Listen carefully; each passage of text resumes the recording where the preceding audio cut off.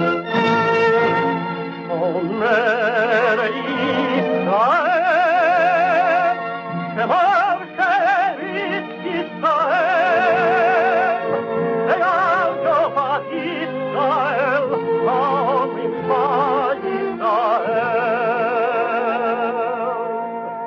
the Lord spake unto Moses, saying, Command the children of Israel that they bring unto thee pure oil olive beaten for the light, to cause the lamps to burn continually in the tabernacle of the congregation.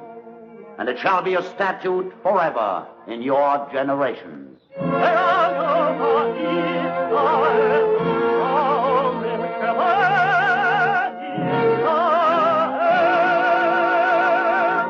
The eternal life.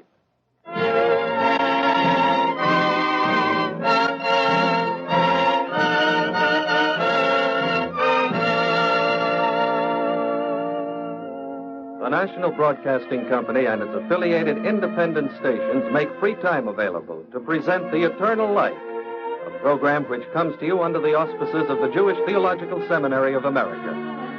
Today's program, Trial and Error, was written by Morton Wishengrad and was based upon the book Trial and Error, the autobiography by Chaim Weizmann, currently being serialized by the New York Herald Tribune and which will be published on January 19th. Featured in the role of Chaim Weizmann is Peter Capell.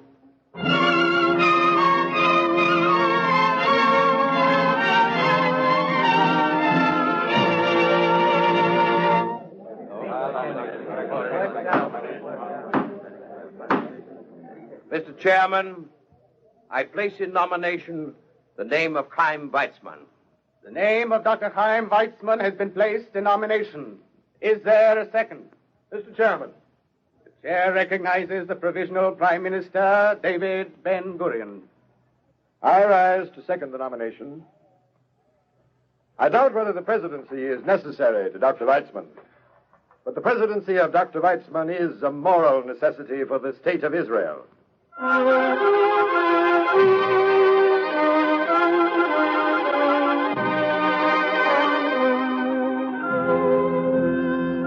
My name is Chaim Weizmann.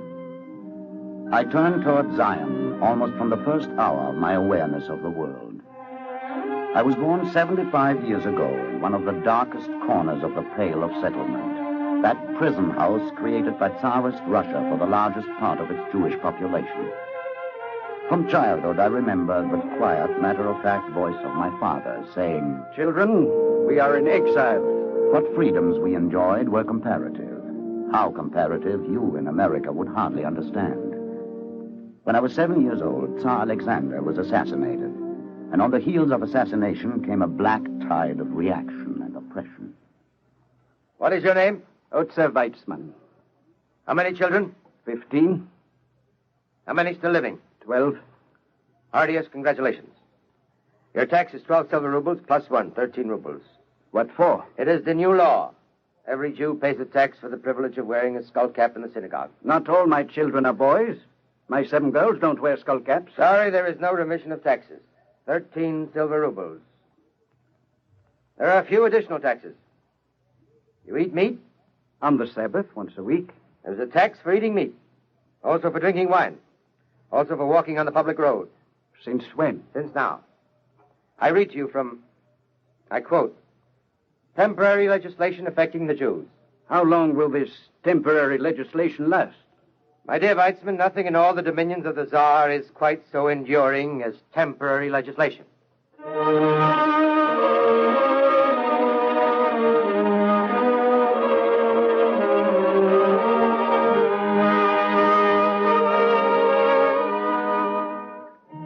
These were the May laws of 1882. Month after month, year after year, ukases against the Jews poured forth from St. Petersburg. Children, it occurs to me that we should feel ourselves honored. Apparently, the entire machinery of the Russian Empire has been created solely to invent rules for the Jews. The laws and the regulations were like a slow hangman's rope. And for young and for old, existence became something that was neither life nor death. In the depths of the masses, an impulse awoke. Vague, groping, unformulated. An impulse for self-liberation. It was genuinely of the folk.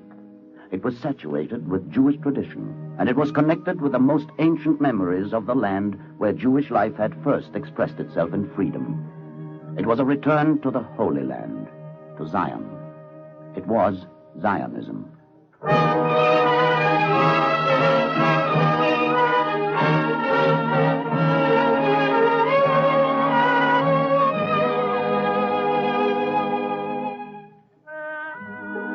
Almost as far as my memory goes back, I can remember the stampede from the Russian prison house, the tremendous tide of migration which emptied whole villages and towns. It was my father's decision to stay on, to wait. Education comes first. You must all go to school. And so I was enrolled in the gymnasium at Pinsk. You will learn everything. Your education will be extra hands for you. Weapons to help you hold your own in a world that is hostile to you. The extra hands I chose for myself was the intellectual weapon of chemistry and the philosophy of the return to Zion. Whose last recording? I joined the organization of those who called themselves the Lovers of Zion. In those days, it had to be a secret movement. You can be heard in the street. I remind you that if we're detected here, it means arrest for all of us. Bear it in mind. Especially the young people present. Now let's continue. I have a question. Yes? We know that Palestine is ruled by Turkey. What is the question? Turkish law forbids the acquisition of land by Jews. Under that law, we can be expelled at any time. My question is, aren't we following the will of the wisp? I don't know. All I know is that we will build a land 1 acre and another acre and another acre. One settler and another settler and another settler. One brick and another brick and another brick. The thing is to build, never to stop. That's all I know. I read from the prophet Isaiah. And the ransomed of the Lord shall return.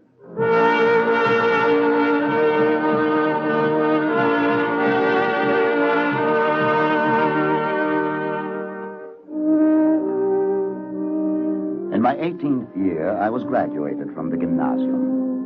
Russian universities were closed against me, but doors were still open in Germany. It seems ironical.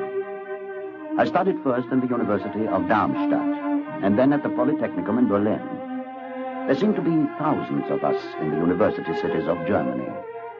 We were the dispossessed young intellectuals of Tsarist Russia, training ourselves in medicine, in engineering, in physics, in biochemistry, in mathematics, in the arts. For what? For whom? We argued about it in concert halls, at meetings, over a game of chess. We were penniless and ragged and vehement and positive. My days seemed endless with laboratories. My nights were fevered with a passion for Israel. And then my years of preparation were done. I had won my degrees in science. I'd received an advantageous offer to do original research in Switzerland. There was a German chemist who congratulated me. Have another glass of beer, Weizmann. Thank you. Don't mention it. It is a pleasure. My friend, I am not a person given to exaggeration, am I? I don't know, Doctor. Then I will tell you I am not a person given to exaggeration. Having said that, I add this. A, it will be remembered with pride that Chaim Weizmann studied here. B, I predict for you a brilliant future in research. That's very flattering. Another glass of beer, Weizmann. You are a Jew, of course, but the salt of the earth. Excellent beer. Huh? You are not drinking? No, Herr Doctor. It suddenly occurred to me that there are two kinds of anti-Semitism. I would say that your kind is classified as the tender-hearted variety, the anti-Semitism based upon a compliment. My dear fellow. I'm not your dear fellow. As you've said so well, I'm merely the salt of the earth. You know, Weizmann, for a chemist, you are really very quick. Salt is a very good thing, in small quantities. What is your opinion on the subject? My opinion is that in Russia, the village drunks who broke into the synagogues were crude. They lacked the sophistication of some German doctors of science. Weizmann, you have a gift of expression. Has anyone ever told you so?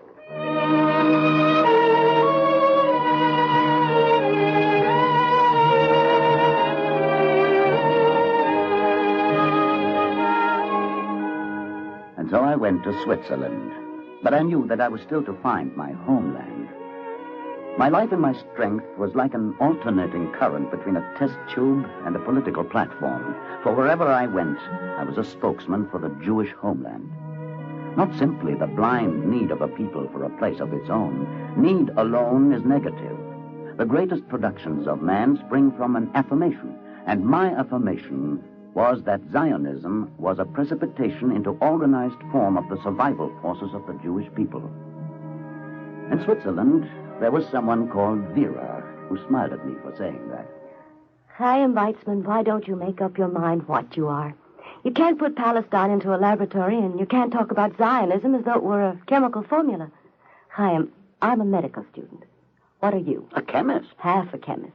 And the other half is something disembodied that attends meetings and writes speeches. I don't write my speeches. I speak extemporaneously. Well, which one is the man I'm going to marry? Dr. Chaim Weizmann or the extemporaneous Chaim Weizmann? Vera, you'll have to take me as I am. I will. Tell me what you are. I'm a scientist and a Zionist. Which one? Both, Vera. You poor man. You're torn in two. You're a tug of war with yourself. Perhaps someday I'll be able to make my scientific training work for Palestine. Do you believe that? You don't? No, because you're not a scientist. Vera, there's that work with Professor Grebe in coal tar dyes. 2 firms want to buy my patent. All right, Vera, it's nothing. What do you want? Chaim, I don't want you to be a Luftmensch. Right now, you've got both feet planted squarely in the middle of the sky. Shall I stop attending meetings? I'd suffocate. I want a live husband. Chaim Weizmann, you want to help build a homeland. Yes, Vera. Then help build it by becoming Dr. Chaim Weizmann, scientist. Not ordinary scientist. Eminent scientist. For a year or 2, I want you to get away from the meetings, the political caucuses, the pamphlets, the correspondence, the debates, the hot air. Get out. Get out of Europe. There is stale here. Go to England. Yes, England. You're here. I can do without you very well, for a while. Vera. I've got to do without you, Chaim. I've got my medical degree to take, and you're... Chaim Weizmann, you're too distracting. Go to England. I'll come.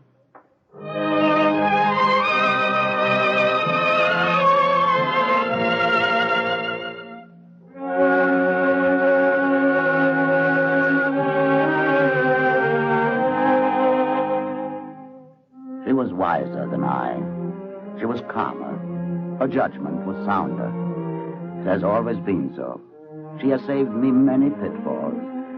And in 1904, she guarded me from the pitfall that awaits those whose lives are filled only with aspiration, whose accomplishment is only yearning and unfulfillment. And so I gathered my books and I fled to England.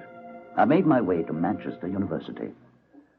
I'm afraid, Dr. Weizmann, this isn't much of a laboratory. It looks wonderful to me, Professor Perkin. This dingy old basement? It has a Bunsen flame and rack of test tubes. The Bunsen flame is damaged and the test tubes are filthy. I can fix the one and wash the other. The taps are thick with grime. I'll clean them, Professor Perkin. I'll enjoy it.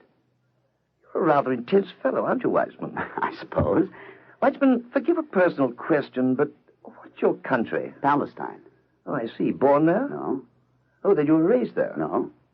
Have you ever been there? No. But Palestine's your country. Sounds a little queer. It's very decent of you to say so. Your history is in the lives of the kings of England. Professor Perkin, is my history in the Tsars of Russia?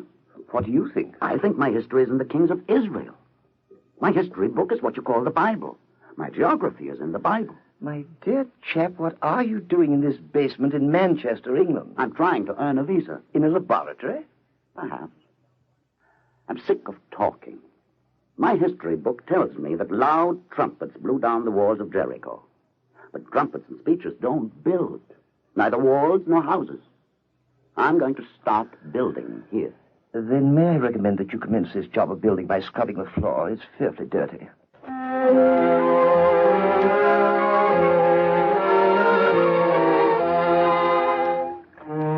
I scrubbed the dirty floor. And then I filled a test tube to observe the reaction between magnesium organic compounds and phthalic anhydrides. I lectured at the university. I embarked upon experiments never performed. I became lost in original research. The Manchester fog seemed thickest in my basement laboratory, and I was tormented by a permanent cold. I missed Vera. And yet, I was supremely happy. Existence was placid, and the world was remote. But not for long. there was a rising young statesman who asked to see me. His name was Arthur James Balfour. Weitzman, what is it your people needs more than anything else? A homeland. Exactly. The British government has offered the Zionist Congress a homeland in Uganda colony. Why has the offer been rejected? Because Uganda is Uganda and not Palestine. Oh, but my dear Weitzman, Uganda is open to you, available, begging you. There's no magic in it, Mr. Balfour. Now, let's talk like practical, realistic men. I'm being realistic. When you say the word Palestine, something happens to my pulse. When you say Uganda, I barely hear you. Mr. Balfour, suppose I were to offer you Paris instead of London. Would you take it? Weitzman, you forget. We have London. You forget also, Mr. Balfour, we had Jerusalem when London was nothing but a marsh. I have never seen it before in that light. In other words, Zionism does not exist without Zion. Yes, Mr. Balfour. Thank you, Dr. Weitzman. I'll be sure to remember that.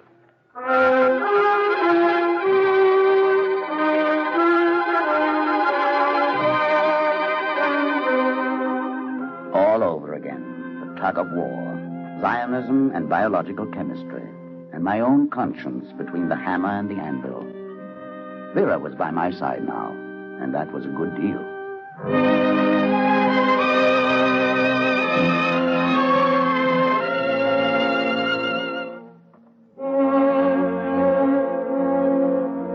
In the year 1910, I happened upon something new. What's in the test tube, Weitzman? Smell it, Professor Perkin. What does it smell like? Isoamyl alcohol. Is it? It's a mixture of acetone and butyl alcohol. How did you get it? By looking for it. I've worked out a fermentation process. Excellent. Well, now that you've done it, what good is it? I don't know. Splendid. Pour it down the sink. Professor Perkin, I think I'll save it. Well, it's your test tube. Very well, I'm foolish. But it seems to me that no pure chemical is useless.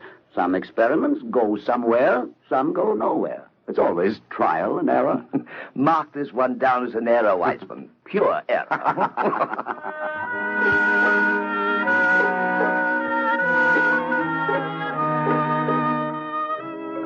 I was inclined to agree.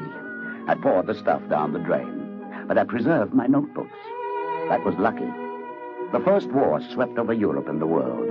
One day there was a summons for me.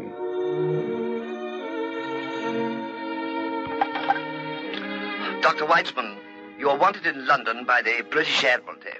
You're to see Sir Frederick Nathan, the head of the powder department.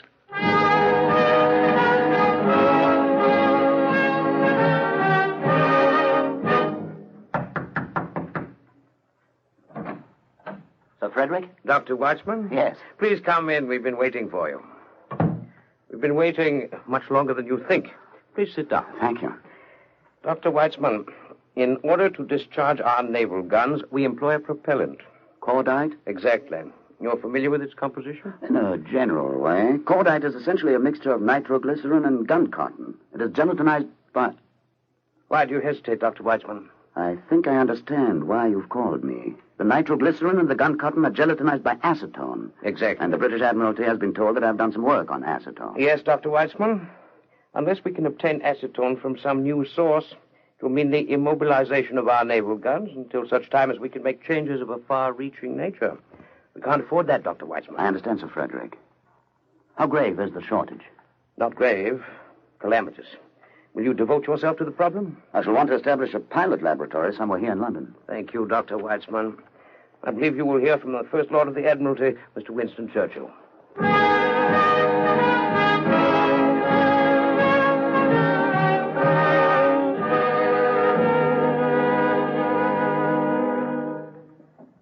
Well, Dr. Weitzman, we need 30,000 tons of acetone. 30,000 tons. More or less. Can you make it?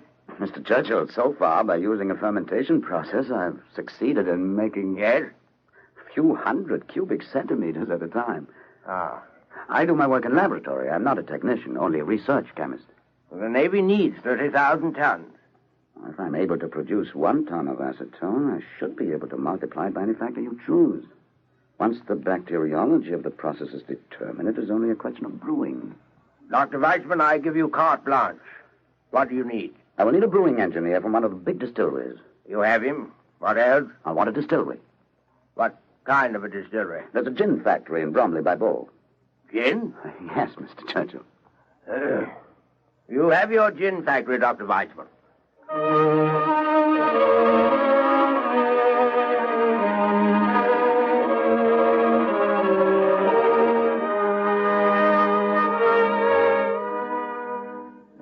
I took upon myself a task which was to tax my energies for the next 2 years, and which was to have consequences which I did not then foresee. We began in Bromley by Bow. We expanded to distilleries scattered throughout England and Scotland and Ireland. Chemists had to be trained, and for that purpose I took over the Lister Institute in Chelsea. We shifted to Canada, America, India, France. And the British Navy got its acetone. Tons, thousands of tons. When the problem was solved, I met with Churchill, with Balfour, who succeeded him, with Lloyd George. And once again, the center of gravity of my life shifted toward Zionism, as the tide of events moved rapidly toward one of the climactic points in the history of the Jewish people.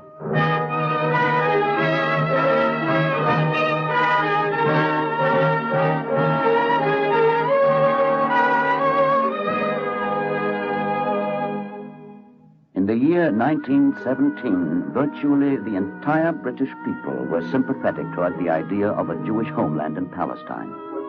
Arthur James Balfour, Lloyd George, Churchill, General Wilson, Smuts, Sir Ronald Storrs, Viscount Cecil, Leopold Amory, Ormsby Gord, Sir Mark Sykes.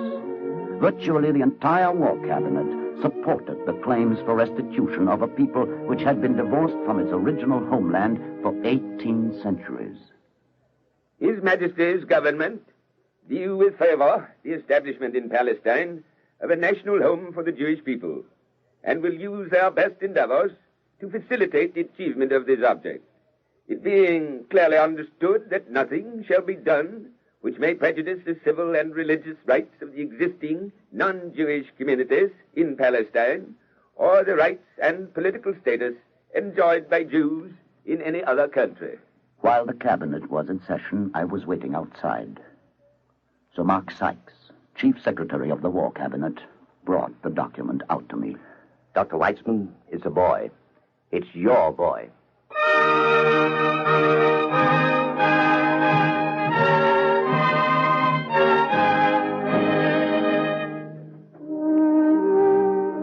Of what has since transpired, I cannot speak. The cup is too full. But I will tell you everything in a parable. In the days of Hitler's rise to power, we came one month to South Africa, and to provide us enjoyment, our hosts took us to a great game preserve.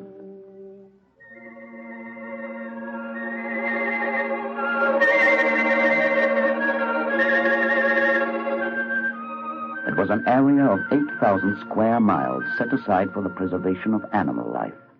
Within that territory, no animal could be molested. Vera and I saw the famous African springbok. We saw a python curled up on a tree. We heard the thundering of a herd of elephants on the march. And one night, our guide came to us. Come. What is it? Make no noise. Get Dr. Weitzman. Something up? Step outside the tent as quietly as possible. Wait until the cloud lifts from the moon. But I see him. It's a lion. Yes. Dr. Weitzman, look in the grass. To the left. 2 more. What do you think, Dr. Weitzman? They're fortunate animals. Yes. They have a beautiful home reserved for them. Trees, water, grass, food. 8,000 square miles of territory. An area only slightly less than that of all Palestine. Where no one can hurt them. I think it must be a wonderful thing to be an animal on the South African Game Reserve. Much better than being a Jew in the ghetto, where I was born.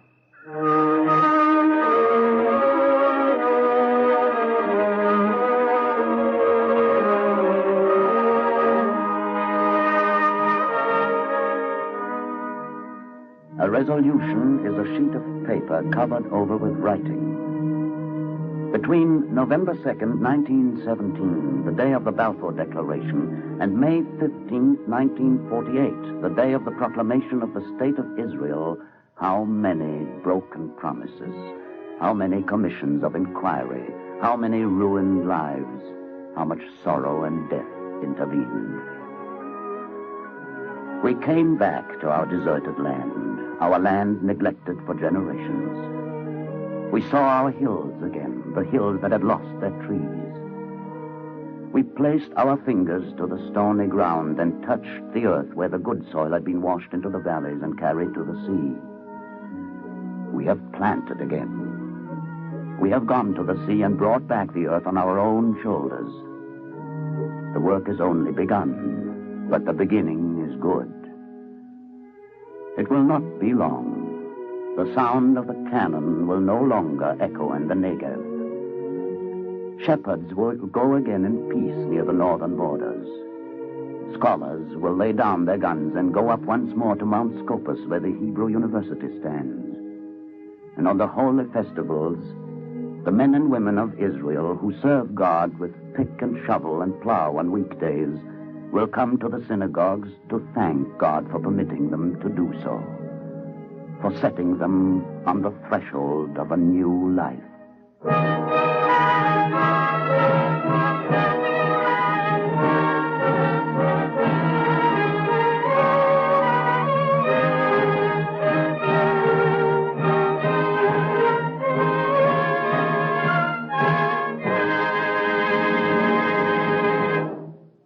If you would like a copy of today's script, please send your name and address with 10 cents to cover the cost of postage and handling to The Eternal Light, 3080 Broadway, New York 27, New York.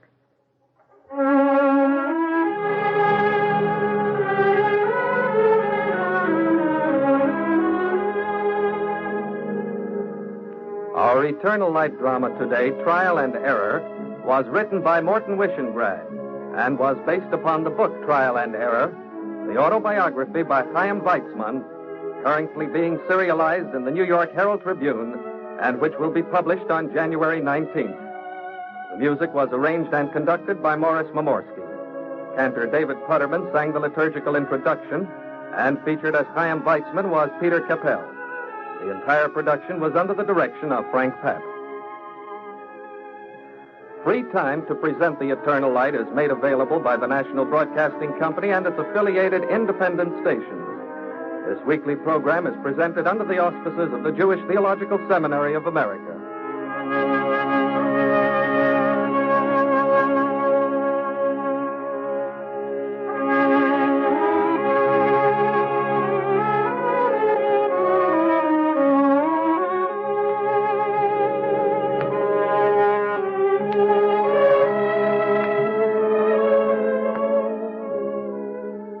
This is NBC, the National Broadcasting Company.